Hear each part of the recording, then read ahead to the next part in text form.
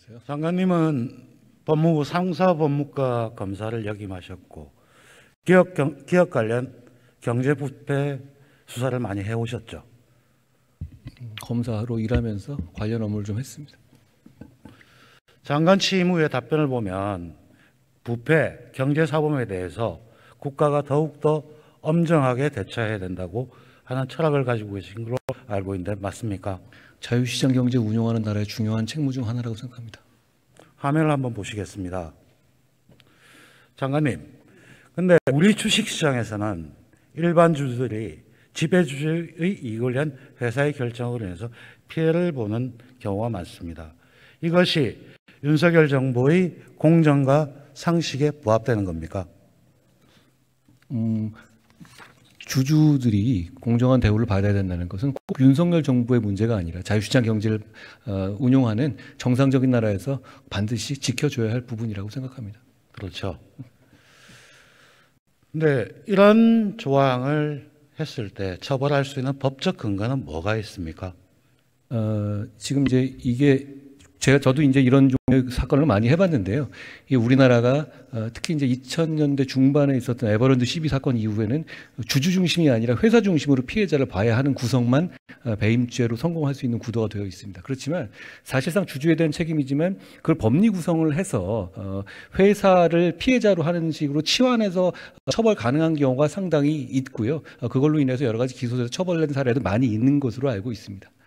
뭐 형법과 상법에 규정이 되어 있죠, 그죠? 그렇습니다. 그리고 특히 회사의 이사의 충실 의무 상법 제 382조의 3이 그걸 이야기하고 있죠.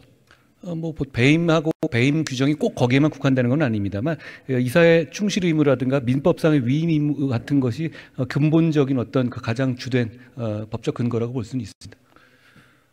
이사의 충실 의무 잘 아실 텐데 이사는 회사를 위해서 직무를 충실하게 수행해야 된다.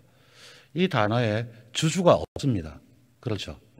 뭐 미국 뭐 델라웨어라든가 뭐 몇 가지 중에서 그걸 법제적으로 그 주주를 끼워서 그걸 중시하는 법제도 있고, 다만 우리나라 처음 시작 자체는 대륙법계이기 때문에 대륙법계에서는 이 부분이 없습니다. 다만 최근의 법제를 보면 그것 자체가 주주가 들어가 있지 않더라도 주주의 이익을 중시해야 된다는 방향으로 서로 간의 접근이 이루어지는 것으로 알고 있습니다. 근데 이사는 주주에게는 선관주의 의무나 충실 의무가 없다는 2004년의 대법원 판례가 일관되게 유지되고 있고, 장관님이 말씀하셨던 에버랜드 시비 사건에 대한 2009년 대법원 판례를 보면 주주에 대한 책임이 주어지지 않고 있지 않습니까? 맞습니까? 예. 바로 이러한 판례로 인해서 소액 주주가 피해를 입는 사실이 부득이 많이 발생을 하고 있습니다. 다음 화면을 한번 보시겠습니다. 최근에 많은 사건들, 물적 분할, 인적 분할, 합병을 통해서 대주주가 자본 거래를 통해서 이익을 보는 케이스가 많습니다. 자, 제 말을 한번 논리 구성을 해보겠습니다. 장관님, 남의 물건을 훔치지 말라는 법이 있죠. 예. 그러면 법치국가에서 남의 물건을 훔치지 말라는 법이 없다면 훔쳐도 처벌할 근거는 약하죠. 죄형 법정주의이기 때문에 형사처벌은 법에 정해져야 가능합니다. 선관주의 의무에 회사에 대한 선관주의 의무만 있다면 만약에 주주의 물건을 손대지 말라는 조항이 있다면 그걸 근거로 해서 처벌을 할 수 있는 거죠. 다만 이제 선관주의 의무라는 것은 회사법적 개념이기 때문에 배임 면에서는 조금 다르긴 합니다만 위원님이 발의하신 그 법의 취지를 충분히 이해하고 있습니다. 예. 예. 화면을 보시면 뭐 장관님도 익히 아시는 미국 모범 회사법 뭐 이사의 책임 기준이라든지 델라웨어법 말씀하셨고 영국 회사법도 그렇게 하고 있습니다. 그리고 본 의원이 상법 개정안을 제출한 것도 알고 계시죠. 주주 비례이익이라는 좀 새로운 개념을 도입하신 좀 획기적인 법안을 제가 오기 전에 잘 봤습니다. 이런 법안이 작년 3월에 발의가 되었고 이런 부분에서 적극적으로 상법 개정에 나서야지만 우리가 주주의 이익을 침해하는 것에 대해서 제대로 할 수 있고 소액주주를 보호할 수 있고 자본시장을 발전시킬 수 있다고 보는데 어떻게 생각하십니까?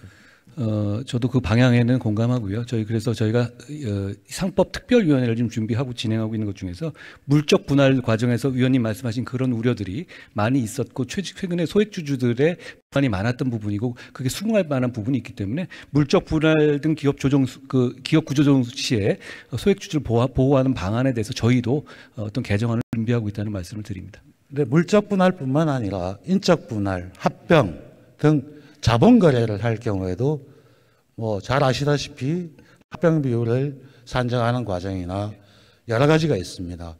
그러려면 상법의 일반 규정에서 선언적인 규정이 들어와 있어야지만 다른 법률이나 다른 규정에서도 근거를 가지고 제대로 할 수 있는 거 아니겠습니까?